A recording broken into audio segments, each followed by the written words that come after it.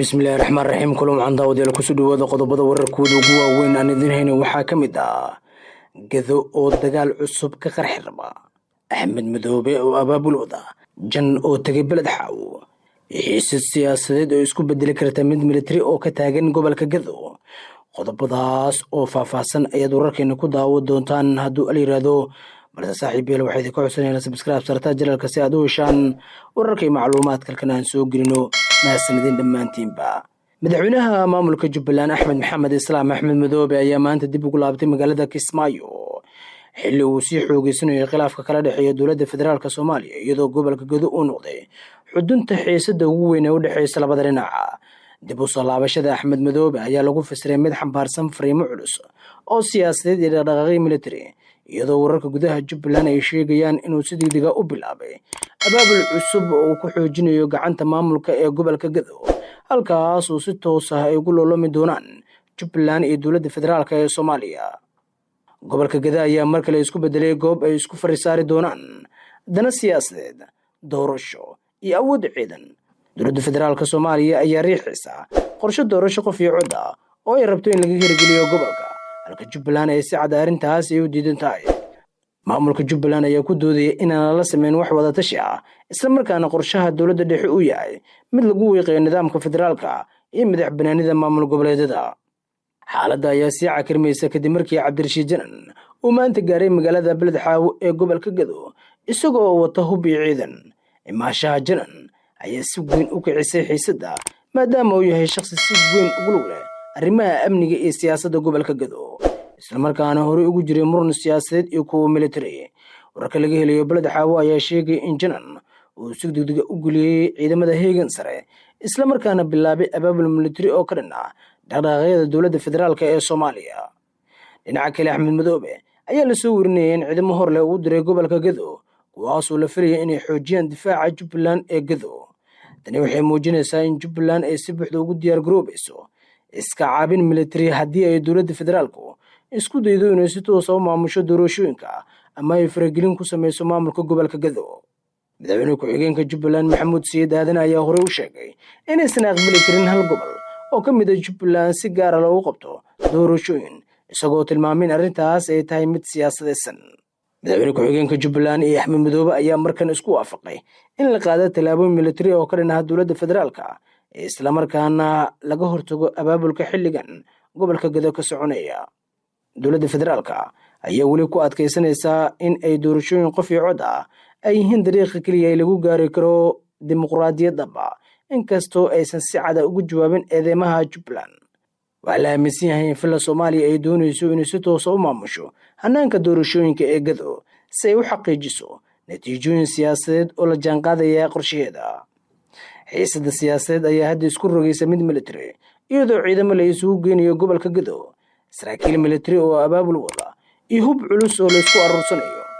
falanqeeyal badan ayaa ka digaya in xaaladda ay si fudud ay isugu rogi karto dagaal toos ah gaar ahaan haddii labada dhinac ay isku dayaan inay si xooga u hirgeliyaan qorshahooda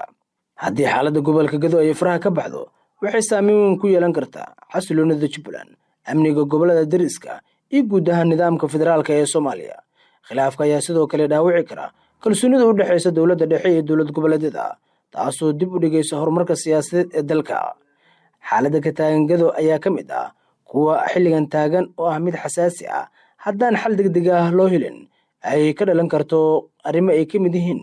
abaabul militari khilaaf siyaasadeed iyo doorashooyin murur leh ayaana sidoo kale sabab ka dhigi karaa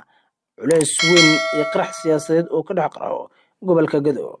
imaashaha janan ee beled xaawo iyo abaabulka cusub ee axmed madoobe waxay sii kordhinayaan walaaca laga qabo in xaaladda isku bedesho dagaal furan mustaqbalka gado iyo guud ahaan soomaaliya wuxuu ku xirnaan doonaa sida ay dhinacyadu u xalliyaan khilaafkan iyo haddii ay doorbidaan wadahadal iyo tanaasul halkii ay ka dooran lahaayeen isku dhac militari ee cawaaqib xumo weyn oo ka dhasha gobolka gado maadaama dhinacyada mid kale uu doonayo in uu xilligan uu qaado tillaabooyin militari